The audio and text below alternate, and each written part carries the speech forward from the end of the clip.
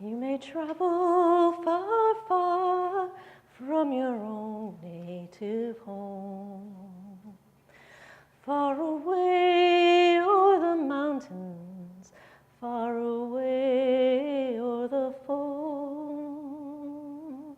But of all the fine places that I've ever seen, well, there's none to compare with the cliffs of Dunedin.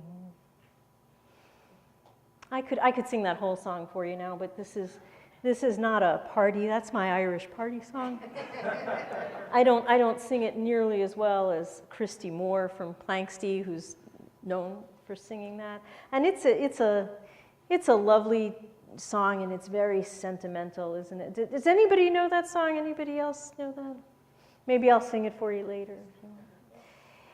It's this very romantic song about leaving the cliffs of Dunedin. No matter where I go, oh, the cliffs of Dunedin, they're so beautiful and they're so lovely, and there's everybody there is wonderful, and you'll never meet finer people, and it's a shame to leave them, and when you come back, it's just the greatest place on earth.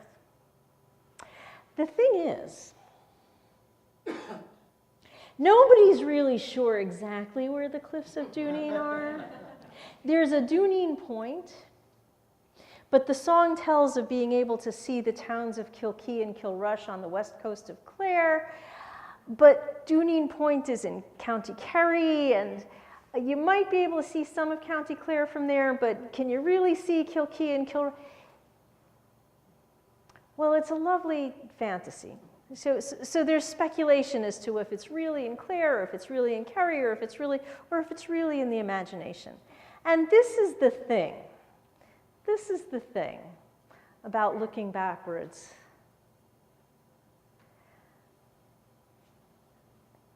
And talking about the good old days. Now, today is St. Patrick's Day. I see a few of you are wearing green, so you might have been aware of that, or maybe you just put on green accidentally today. It could happen, right?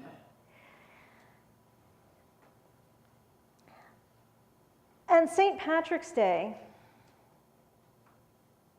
like any other saint's feast day, is just a day of religious observance in which people go into church and remember the saint himself. And right? No, not so much. St. Patrick's Day. St. Patrick's Day in the United States has become a day of dyeing everything possible that can be dyed green. I don't know, maybe some of you had green pancakes this morning. Green beer is definitely a thing. It becomes an excuse for a massive bar crawl, people wear big green buttons that say, "Kiss me, I'm Irish," and people wish you the luck of the Irish, and somewhere in there, sometimes people remember St. Patrick. And people tell all kinds of fanciful tales about Ireland, and the movie channels run nonstop movies about Ireland and Irish people in America, and most of them are fanciful tales. Fanciful tales with people using Irish accents way worse than mine, even. And it can be fun, but what's the problem with that? Well, we'll talk about that. Do you know who St. Patrick was? You've probably heard of St. Patrick. I mean, if you've been in the United States for over a year, then you've had one St. Patrick's Day here, so you've heard of St. Patrick at all ever. So you know he's the patron saint of Ireland, but he's not the only Irish saint. And you may have heard that he's known for chasing the snakes out of Ireland. Would you be surprised to know that that story probably originated with another Irish saint, St. Columba? Who? One of the tunes we're singing this morning is called Columba, or St. Columba. It's an Irish tune. St. Columba is a later Irish saint who went on to found the Christian colony at Iona in Scotland. But then it became associated with St. Patrick. What a wonderful thing, he chased the snakes out of Ireland. Well, it's easy to do in an island that never had any snakes to begin with. But that, it's fine. We can create that myth about him. And he brought Christianity, or he certainly was a major force in bringing Christianity to Ireland. And he's associated with the shamrock because he used the shamrock to explain the Trinity to what was largely a pagan culture at the time. And that's hugely important to Unitarian Universalists, right?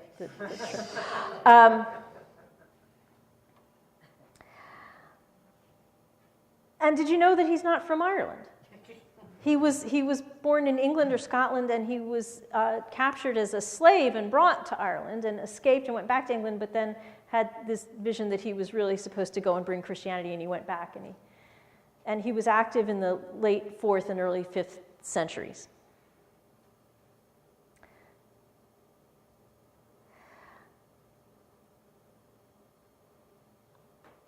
But does the factual St. Patrick blend with our vision of St. Patrick and how much of that matters? Well, some of it matters. What's important about the snakes? Well, the snakes probably came to represent the Druids, chasing the Druids out. Well, why does that matter? Well, if you're pagan, and if that's important to you, you might think, well, that's a terrible thing. He chased those Druids out. But again, when we look back at things with rose-colored glasses, when we look back at the romanticization of everything, we can romanticize the Druids too. One of the things the Druids did that was not as savory for us today is they practiced human sacrifice. Pagans today don't do that, but that was certainly seen by the Christians as not acceptable.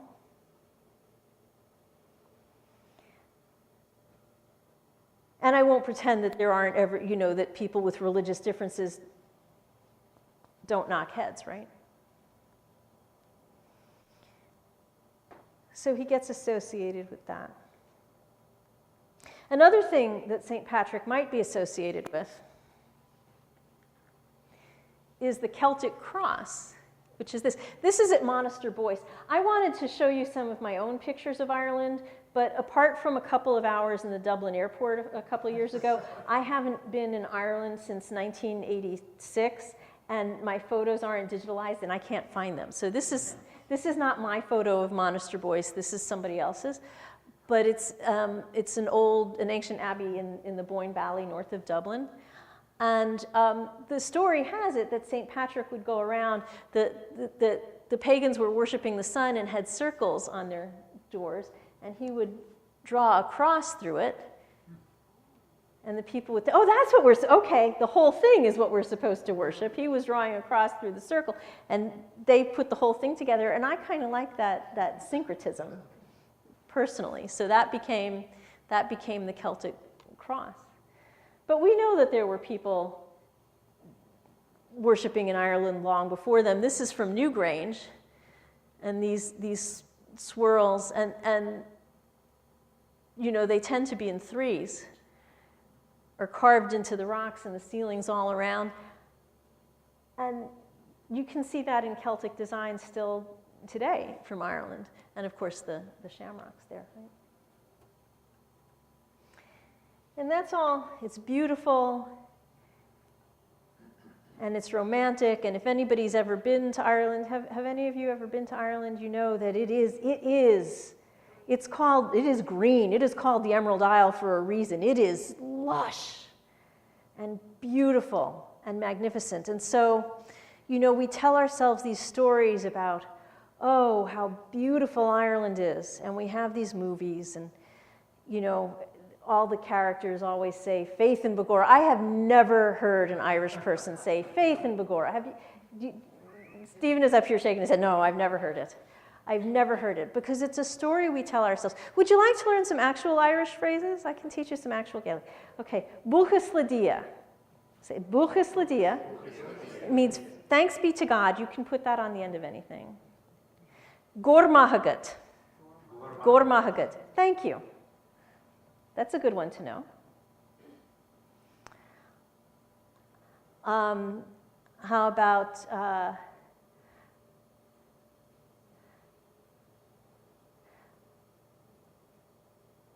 when you're saying goodbye is important, yeah? There are two ways to say goodbye. The person leaving says Slón agat. The person who's staying behind says Slón at. So I can't spell or read any of those things. Reading Gaelic is a whole different thing, but those are a few important phrases, right?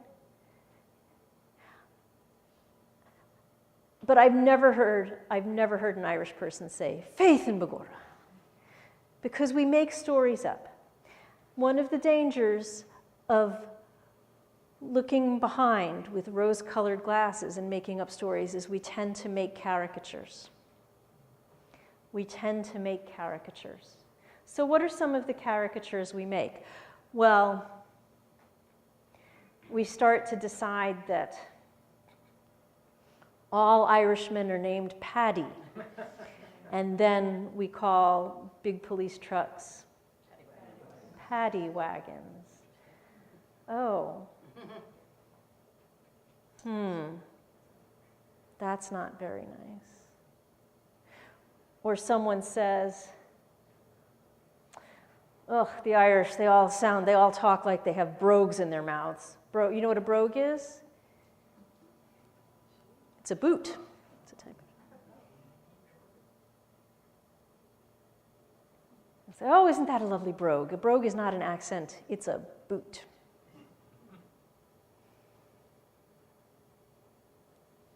And people don't become themselves. They become caricatures, and our own past becomes a caricature. Everything was fine and perfect then, before fill in the blank. Everything was wonderful and lush and green before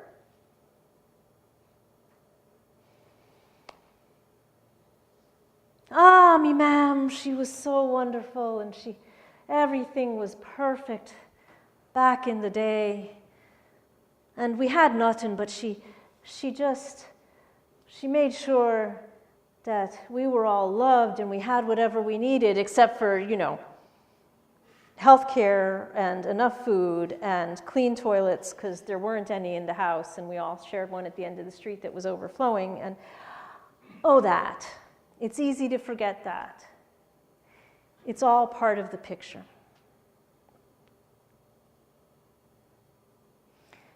And when we paint our own past as completely rosy until that one thing that's happening now, it's easy to start making villains and to make caricatures out of the villains.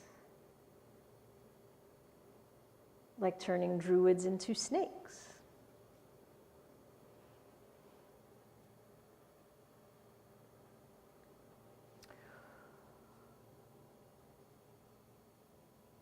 Or like turning all Irish people into drunk paddies,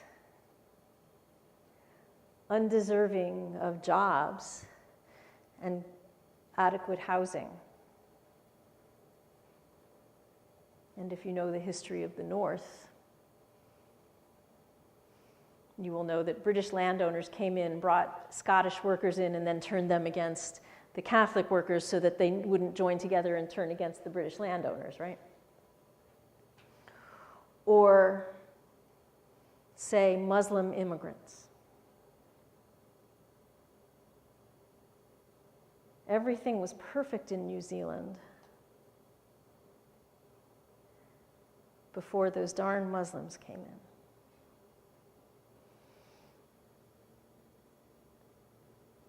The attacks on houses of worship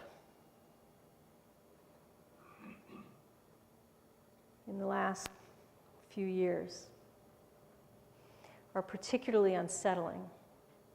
Most of them have been committed by Christian extremists, right-wing Christian extremists,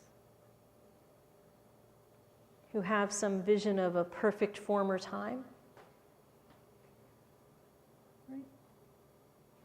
The most recent attack on the mosque in Christchurch, New Zealand, was committed by an Australian,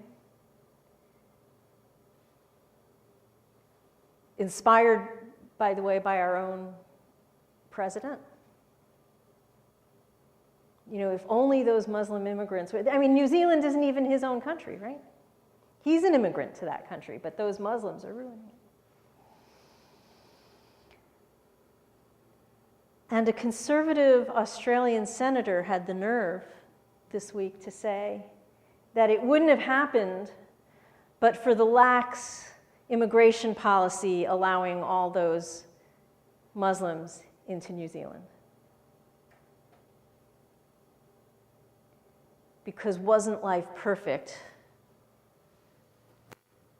back then?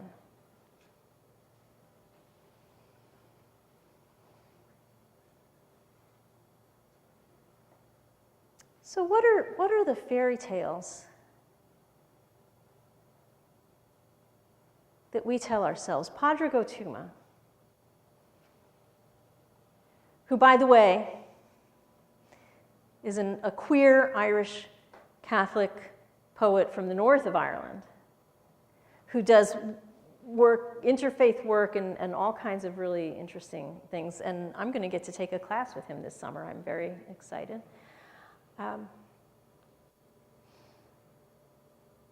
And I tell you that he's queer because he is a faithful Catholic and also queer. And he's in the north of Ireland, and he's doing interfaith work. There's a lot that he has to balance, and he's telling us in his poetry this morning, in the 3 poems we heard this morning, that story is so important. And where do we begin the story?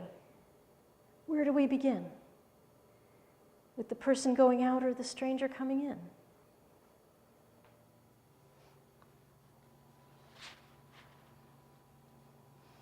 That last poem, The Beginning of Wisdom.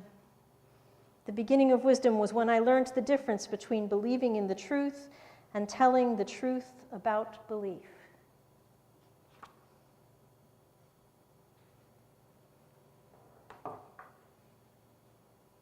What is the truth about our belief? What is the truth about our story?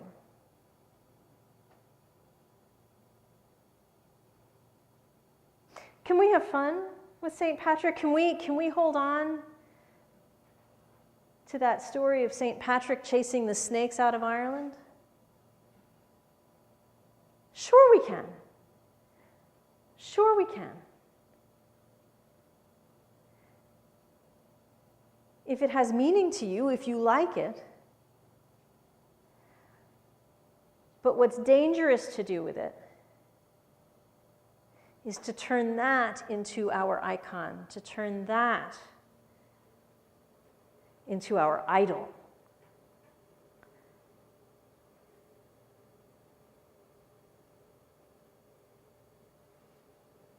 To say it was so much better when. Instead, what can we learn from the past? Finn McCool is a fairy tale. Was it a fun story? Sure. Here's Finn, who gets so full of himself, his wife Una has to save him. I love Una. She's ingenious.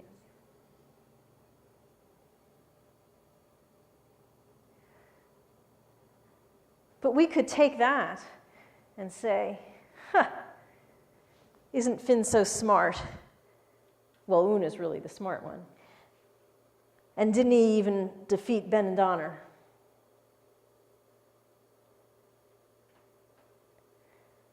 And aren't we just the best? Or we could learn from it. We could say, I know it's a fairy tale.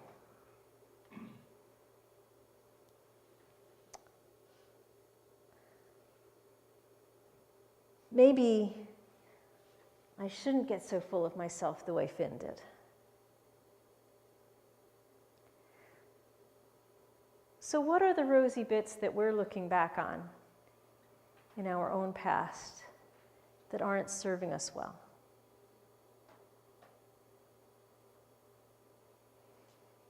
Do you hold on to any of those things? I know that I do. I know that when I travel, I sometimes forget to take a water bottle with me. I will forget to eat sometimes, and it gets late, and then I'm really hungry and I can't find a place to eat. I will walk and my feet hurt, and then I don't have a good place to rest. And then I come back and tell everybody about how fantastic and completely wonderful my whole trip was. And it was, I'll sometimes carry the wrong luggage, and, everything hurts from carrying. Oh, it was so wonderful. It was just the best. Nothing went wrong. Of course things went wrong. I'm choosing not to remember that. Well, that's great for a vacation. But I can't look back on my whole life that way, can I?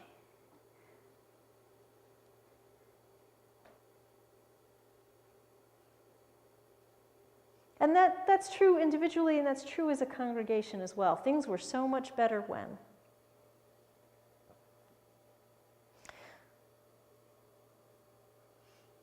There is nothing so perfect in our life. There is nothing so wonderful, is there, that it can't stand a little examination?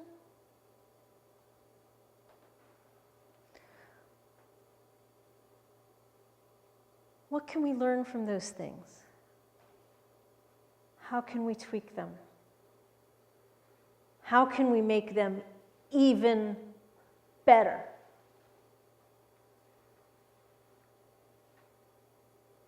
How can we make them even better? I'll tell you, if I didn't examine those things even on vacation, I wouldn't learn to take better luggage, to take more rest, to scope out a few things ahead of time. I'd just keep repeating the same mistakes. If I didn't learn to not make caricatures out of people, I personally would go through life as a very shallow individual. And what a loss for me, not to get to know deeply the people that I've met. Not just in other countries, because you don't have to go to Ireland to meet Irish people. You don't have to go to Cambodia to meet Cambodian people. You don't have to go to Hong Kong to meet Chinese people. You can meet all of those people, especially in the Baltimore and Washington area, right?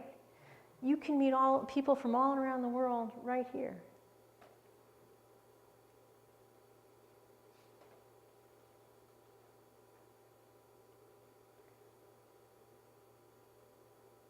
If we just open up.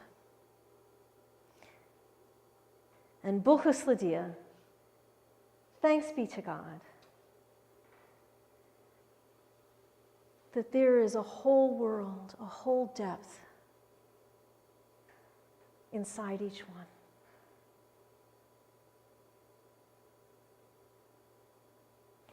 I'm so glad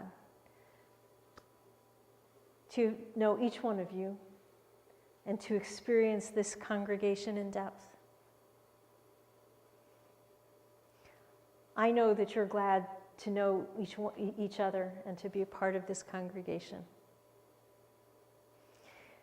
And I hope that you will continue to develop and tell and learn your story.